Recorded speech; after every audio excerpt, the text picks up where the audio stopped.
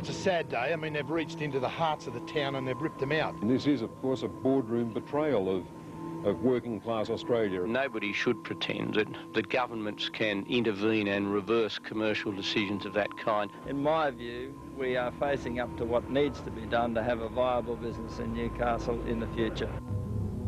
The announcement steelmaking would end at the Newcastle Works was always going to evoke a passionate response from a community that was proud of its Steel City heritage. But it truly came as no surprise. If BHP was making 20% profit here in Newcastle, this still would have been the same result. Don't feel bad because it would have been the same result. The clock had been ticking for BHP for years, slowly winding back its workforce from more than 10,000 to less than 2,000. But while it may have been quietly recognised the plant had little chance of survival, when the end finally came, it was no less painful for those involved. And that feeling of loss went well beyond the workers whose jobs would disappear. For more than 80 years, BHP had been part of the very fabric of Newcastle. Steel is a commodity. Today's world is built on steel. At Newcastle, we make steel. 50 years ago, we started here with 1,500 men. Today, there are more than 11,000. We've done more than build a steelworks. We've helped to build a city, the city of Newcastle.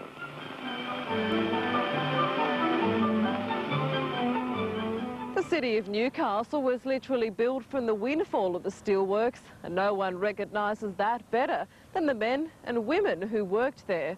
They are and will always remain part of the history which secured the livelihood of thousands. They know firsthand that the nuts and bolts of the plant was its people. When they said about the closure, oh, gee, you know, you just don't believe it. The BHP was always there, but all of a sudden it's not going to be there. And it's just, to those that have worked there all their life, it doesn't seem right. Being here so long, it's just something that I never thought would happen. I thought when I got 65, I'd retire here. But in many ways, the demise of steelmaking at BHP was death by 1,000 cuts. While just under 2,000 workers walked out for the last time this week, more than 3 times that number of jobs were wiped from the slate during the 80s, when the steel industry encountered its worst ever crisis with a glut of steel on the international market. The forecast was always grim. Let me insist that this is not a short-term plan. Over the next 18 months, 7,000 jobs would go, sparking outrage from the community and the union. But the drastic cuts saved the plant from its first threat of closure. Former General Manager John Risby still remembers it as a difficult but necessary move.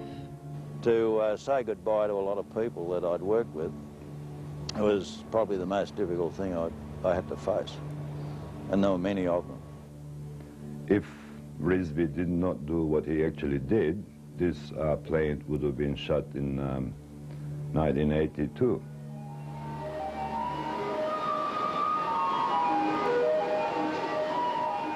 For those workers who survived, the introduction of continuous casting signalled a vital turning point for the company.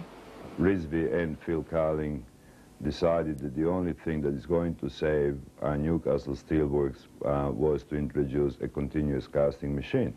So they actually went out and convinced board in Melbourne that yes, Newcastle can survive, and to do so we really needed a continuous casting machine.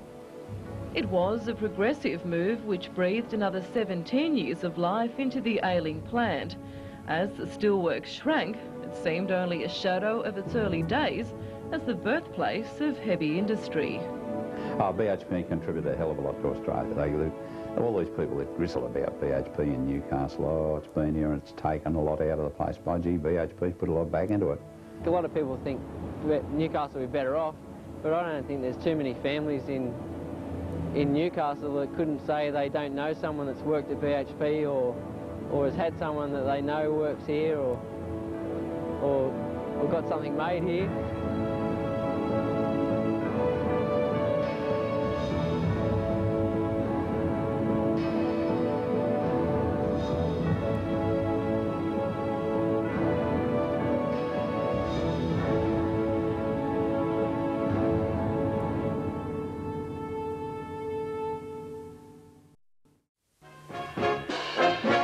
The opening of the steelworks in June 1915 was a significant event in Australia's industrial history.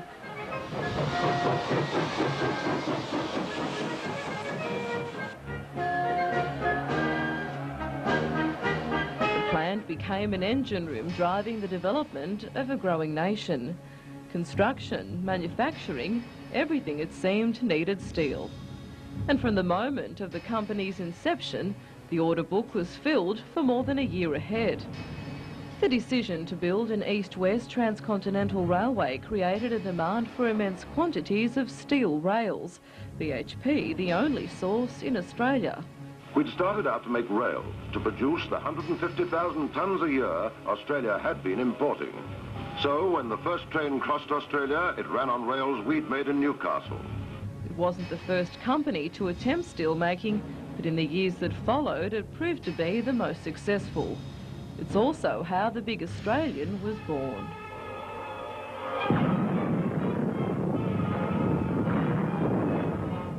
In common with many of the world's industrial giants today, it was the insanity of a war which guaranteed the unprecedented demand of those early days.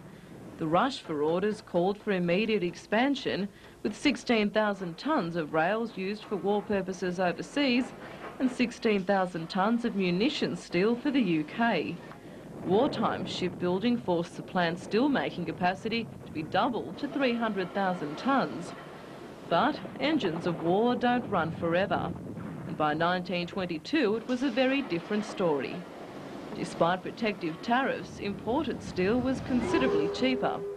Coupled with rising labour costs and increased coal prices, the company was actually forced to close down the plant for 9 months. 5,000 jobs went instantly. Enter the legendary Essington Lewis. The 40-year-old assistant general manager handed the reins at the retirement of Guillaume Del Prat. Lewis initiated a policy of economy and increased productivity.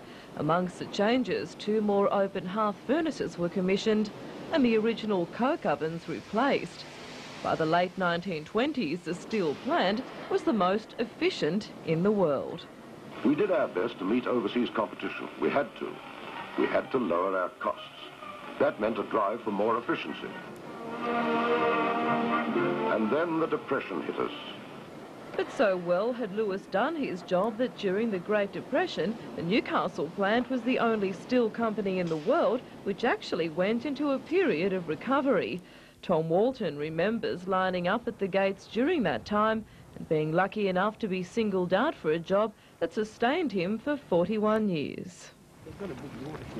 My father told me that if I went down to the gate, I'd get a job. I think I was 15 or 16, I'm not sure. I went down there this morning and there'd be, 200 or 300 blokes, because this was the Depression years. And I remember Joe Gillard was the employment officer, and he used to say, I want you, and I want you, and I want you. And where's Tom Walton? I put my hand up, he said, right, you go in and to the plate finishing mill, he said, and see the foreman there, the superintendent, he said, and he'll fix you up.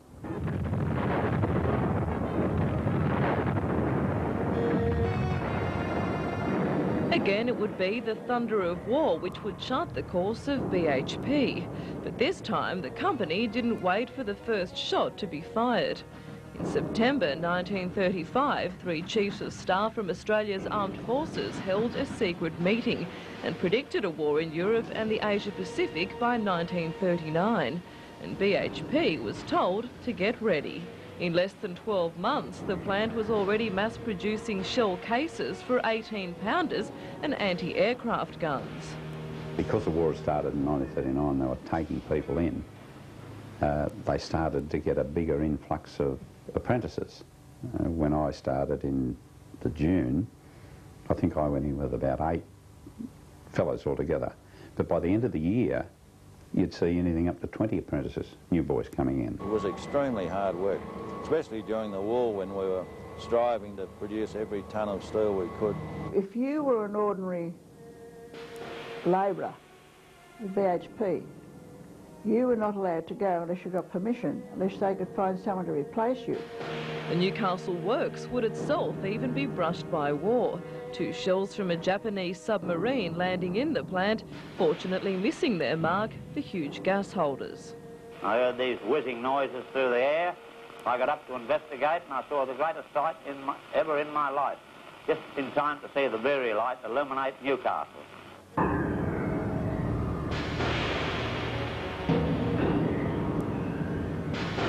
I still think we'll miss steel making. It's a culture. You don't really know. You'll miss the friendship and the fellowship. You don't really know unless you've worked here. It's hard to explain.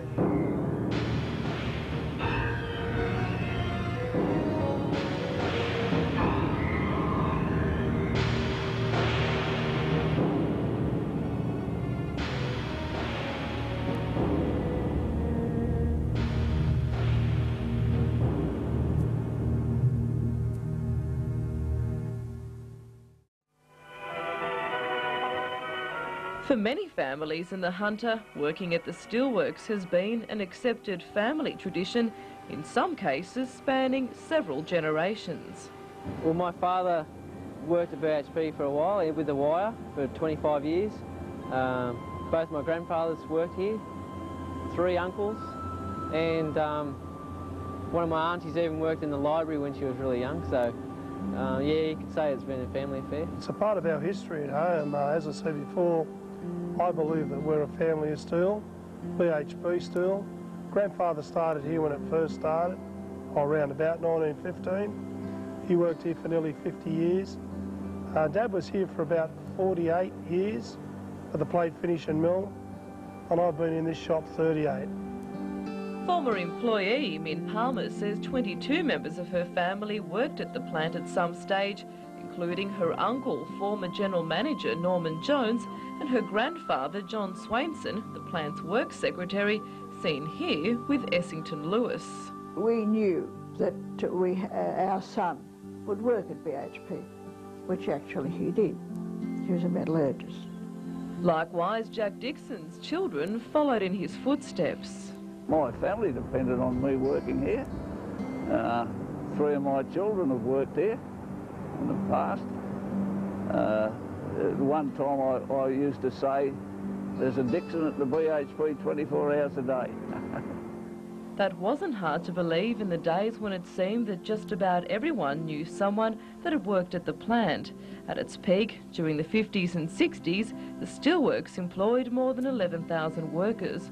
You only had to have a look on a payday when they knocked off work. There was that many push bikes. It was just unreal. There was hardly a motor cars. On the day shift, when the whistle blew at 4 o'clock, the amount of people that streamed down that road to clock off, and everybody knew the quickest way away from the place. I remember starting here in 1961. I think there was about 12,000 people here. There was a time when you called the tradesman the mister, and if you didn't, you'd be ducking and weaving because there'd be a hammer coming your way. It was also a time when hanging out the washing was done at your own risk. Nearby residents painfully aware of where the dust settled on a windy afternoon. With a north-easterly wind, it blows right across the city. Nonetheless, the annual average dust pollution around Newcastle is just over 14 tonnes per square mile per month, a figure nearly twice that of Sydney, and Sydney has many pollution problems. And if the washing wasn't off the line by 2:45, it was sort of covered in quite a lot of dirt. Many a time I've seen Mum hang the washing out and she's actually cried because when she's come out to get it, it's been covered in ash and goodness knows what not. That was something that was really bad in those days. But beyond the grit and dust, many say that a strong sense of pride has been the workforce's most durable quality. It's clear that for many, it wasn't just any old job. But she's going right out. You walk around with other people here and you just think, oh yeah, we've done this, all these different jobs, and we've made this machine very reliable. Being on maintenance here, you can do that. And having this machine run as reliable as what it is, it's sort of like a feather in a cap, really. I've stayed and stayed and stayed and never gone away because I've been happy with what I've been doing and well satisfied and well rewarded. From an engineering point of view, I've really valued all the different experiences you can get. We've got lots of different departments and they're all quite different. So you can stay within BHP but go along and experience lots of different setups, processes, experiences. I used to look forward to coming to work because I'd get to work and I'm working alongside two guys that I respected and liked. And 8-hour shift was nothing to me. I didn't mind it in the least.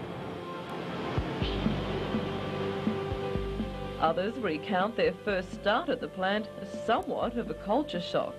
Molten steel, bubbling mud, steam, these huge pipes covered in red. My impression of steelworks, first time I got here, was if there's a hell on earth, this is got to be it. Darno went on to stay with the plant for another 27 years. His department is one of several that right up until closure broke countless production records. Darno can also boast of setting a first of his own. I'm very proud to be a first WOG superintendent of the major department in BHP, especially in Newcastle. But working with molten steel brought its dangers. While safety standards have slowly improved over the years, it's estimated that over 100 men died in workplace accidents. Everything possible is done to ensure safe working conditions, and all new employees receive instruction before being allowed to start work. Lost one of my mates there, yeah. He got burnt. Then the furnace used to blow up, explode like a big eruption in the thing and boom, blow all the time. And two of me, the blokes there, they ended up dying through it. Yeah.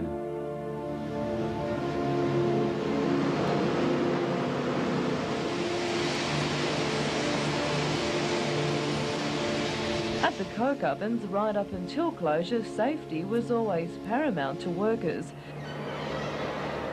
Before clocking on each day, they reminded themselves of its importance, a family portrait bringing the message home. Of course, BHP's family also included a core of loyal female employees, and as this typist reunion shows, pride in the workplace was a common theme. We all had a lot of opportunities here to better ourselves and, you know, buy our homes, or educate our children by working with BHP, and it's just a shame to see it go. I started when I was 15, which was a long time ago, and in 1951, and well, we were all friends, and it was a great time to grow up, and it was really great, and I just feel like I'm losing an old friend. It's understood best by those whose lives were shaped at the steelworks. Workmates shared an exclusive solidarity which forged a lasting bond. I met some wonderful people there that I worked with, right from teenage right till I retired, and there was a certain amount of camaraderie, or if that you like to call it that, about working there. It was, I can't, honestly, goodness, very seldom can I have the wrong word or an argument or a fight with anybody. It was really good. It's a culture. You don't really know. You'll miss the friendship and the fellowship. You don't really know unless you've worked here.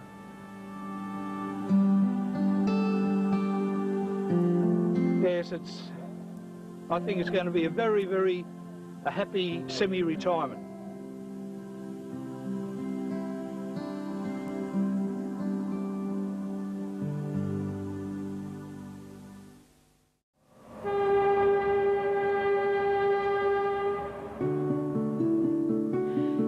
BHP announced the steelworks closure, it did something unique, giving workers 2.5 years' notice. It also offered them the career pathway of their choice. At 61, Don King can reflect on a working history at the plant which covers more than 4 decades. But he isn't ready for an early retirement just yet. and neither are his beloved bees. And it looked like I'd be put off work, so I thought, well, I better get in and learn about the bees so I can keep myself involved. Then by going through the different courses of the BHP, they've increased my knowledge a great bit. And it's obvious he's tapped into a passion which is all-consuming. What I love about bees is that you're in with nature. It's a challenge. You must breed a good queen where you don't have to get rushed up. It's a stark contrast to the environment where Don spent 41 years of his working life. BHP has been fantastic to me. I could never complain about them. Wherever you work and do whatever they want you to do, you've got no worries whatsoever. Well, at my age, I'm lucky that it's happened at the time it has, but I still need to do something with it because so many people retired have nothing to do. Yes, I think it's going to be a very, very happy semi-retirement. Forged by management and unions, the Pathways deal was a generous offer by any standard, the company developing a multi-million-dollar program to retrain workers in almost any profession they chose. The landmark agreement had never been undertaken by any company in the corporate history of Australia, and perhaps never will be again. American Paul Anderson, who now heads BHP, has cast doubt the company would ever again fund the social impact of business evolution. For engineer Dwayne Dowse, the scheme took him beyond his wildest dreams and on the road with one of Australia's most popular bands.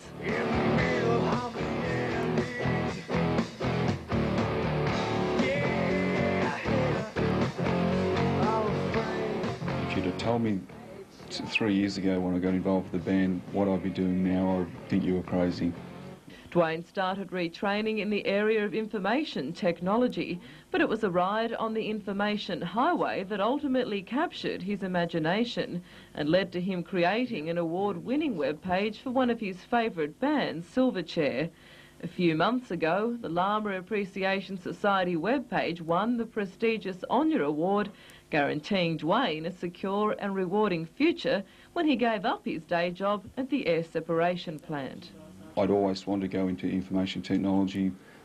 These opportunities really presented themselves to me and I grabbed them. It's added a whole new dimension to my life. It's been fabulous.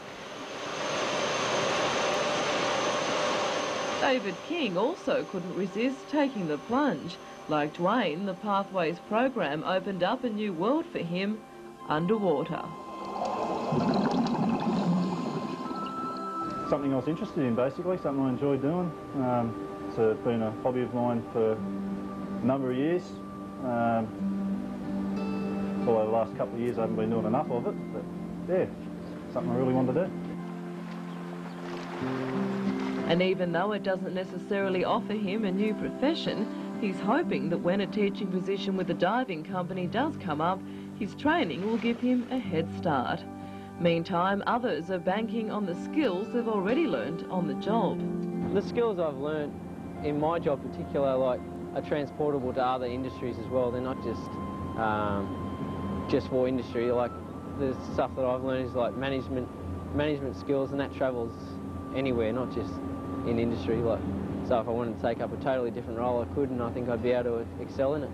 I really was looking forward to actually not doing anything, but the offers were probably a little bit too good to refuse.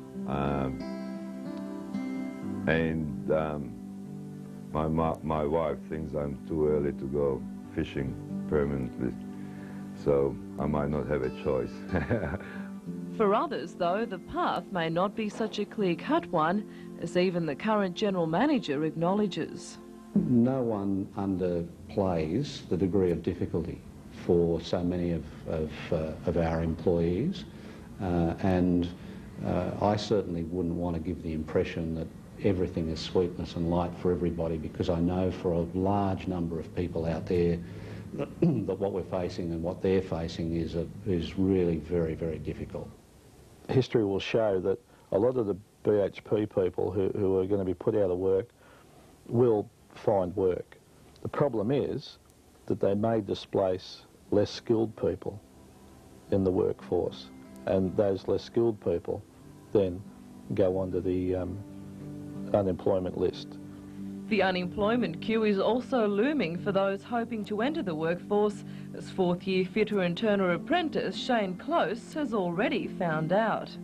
Earlier on, starting our apprenticeship, all the apprentices were getting kept on, and it's amazing now to find that we're going to be out of a job and looking for work. And that's despite having won several awards, including Apprentice of the Year. Winning the awards, I would think, would help to give me a better chance, but to find a job, it will be hard, yeah.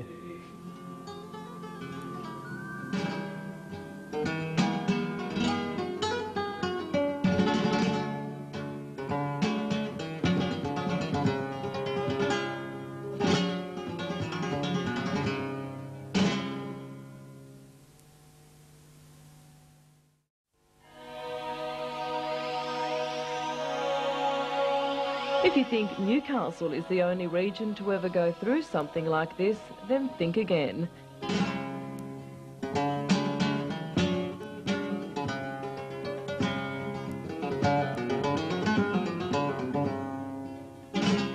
Six years ago in Spain's southeast, thousands of jobs were lost in the small town of Cartagena through obsolete fertiliser plants and exhausted mines. But its decaying integrated steel and coal industries were revitalised when a plastics factory moved in, and the town took advantage of its port, a major natural asset just like Newcastle. And like Newcastle, Cartagena also has a hand in high-tech industries. The Lead-In Fighter project by British Aerospace is just one of several examples already at work in the Hunter. There's no one road to success here. There are many, and most of them, and they certainly aren't based on the idea that one can live in a post-industrial economy, one that is based only on services. Most of the success stories still have a manufacturing component, as we do here. Earlier this year, economists predicted a domino effect from the closure would wipe out up to 4,500 jobs. Not good news for an area which already has an unemployment level well above the state average. Rob Chenery from the BHP task force says the region's long-term future lies in the creation of more than just 2,500 jobs. And to do that, we need to be addressing the issue of 10,000 jobs. So we've broadened our horizon to say this is just not a BHP thing. This is a thing about restructuring in the Hunter Valley, restructuring out of the coal mines, out of the power industry, out of electricity industries, out of heavy engineering and out of the steelworks. But the outlook isn't all bad. It seems the region is now much better off than it would have been in the 80s if the plant had shut down, namely because of its great diversity. It is a diversifying economy. It is a growing economy with rapidly growing employment in some sectors, though not in all. And it is an economy whose labour market is upskilling. Regions of Australia redefine themselves, and the future of this region lies in increasing diversification. And that diversity means that tourism is no longer the one saving grace. For the region, the future now encompasses everything from winemaking to defence.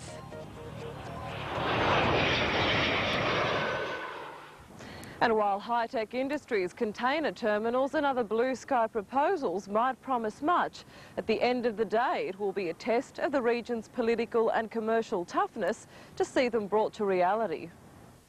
I think all governments of all persuasions have got to concentrate on manufacturing industry and value-adding our raw materials.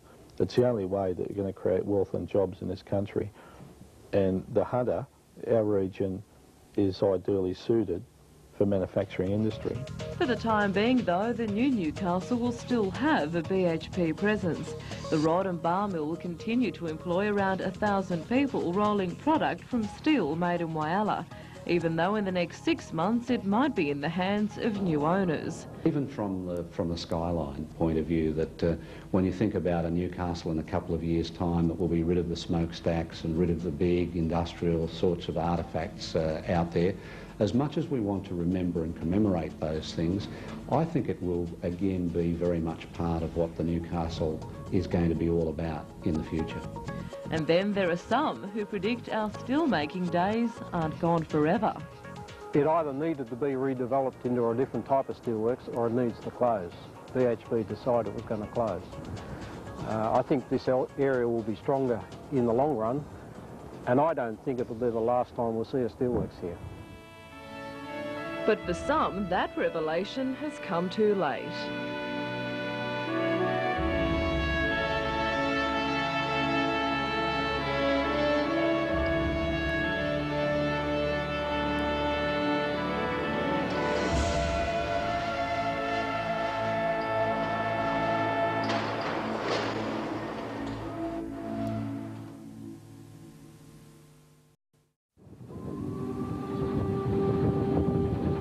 The closure of the steelworks is a turning point in Newcastle's history.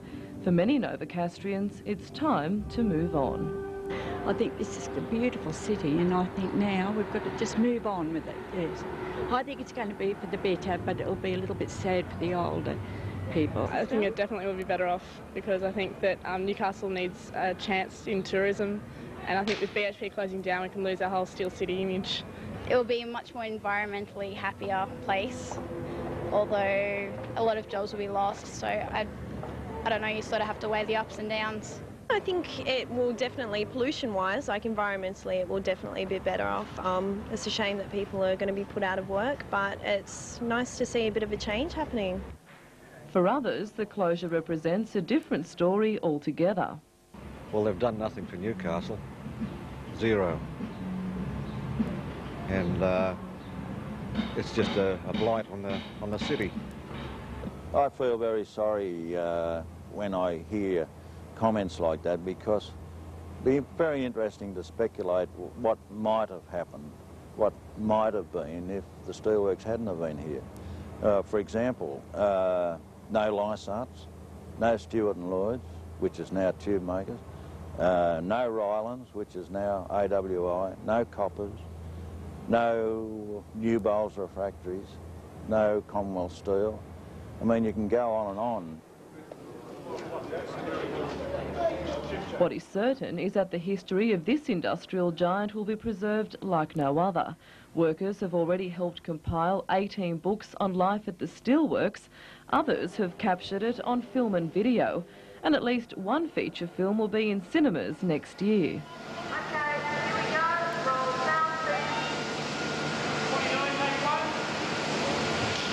Bootmen is the latest creation of former BHP steelmaker turned choreographer Dean Perry. And it's not the first time his former workplace has been the inspiration for his internationally acclaimed productions.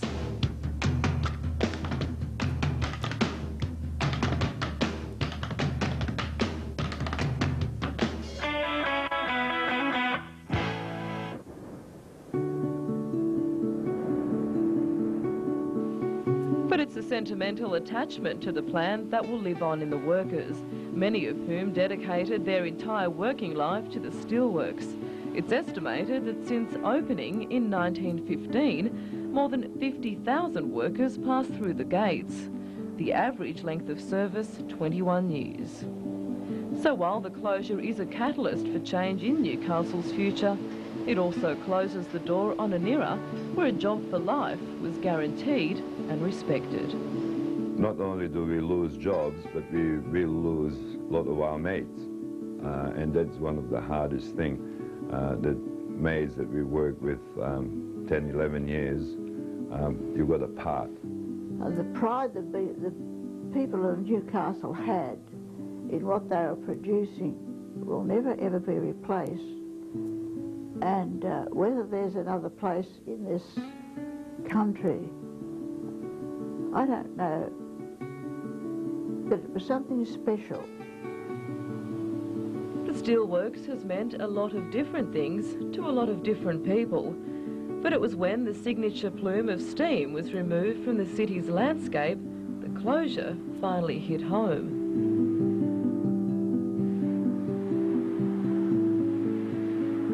Workers watched on as another piece of machinery at the plant came to the end of its technological lifetime. The last puff of steam signing off an image which has regularly imprinted our skies for over 8 decades. It's now evident that for many, the sights and sounds of Newcastle will never be the same.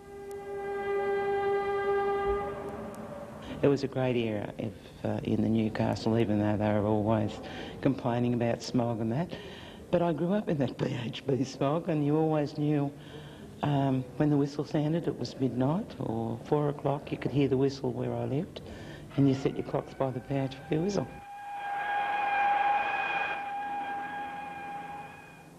Today, the whistle no longer sounds over Newcastle like the furnaces which once burnt and the smoke that rose from the stacks. It's part of history. A history born at the hands of 5 generations of steelworkers, the last of which have marched out together for the final time. Their legacy, a city built on steel, a city whose strength lies in the future.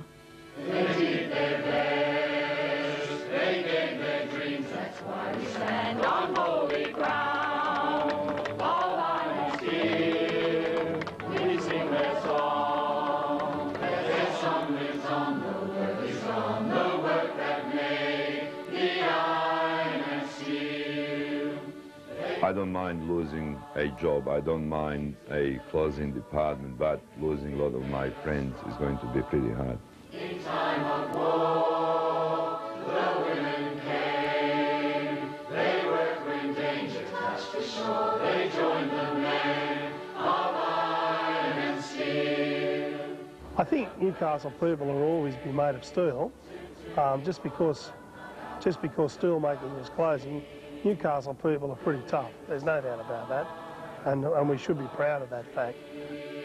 To secretaries and boileries, they were the makers of iron and steel. Without the blokes, there wouldn't have been a BHP, and without the BHP, there wouldn't have, the blokes wouldn't have been there. You know, it wouldn't have been Newcastle, I don't think. Dreams, the very dreams that built the city we call home, the home that made the iron and steel. My family depended on me working here. 3 of my children have worked here in the past. At one time I used to say, there's a Dixon at the BHP 24 hours a day.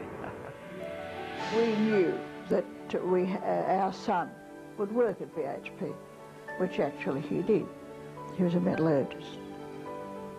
My impression of steelworks, first time I got here, was if there's a hell on earth, this is got to be it. Lost one of my mates there, yeah. He got burnt. Very seldom can I having the wrong word or an argument or a fight with anybody. It was really good.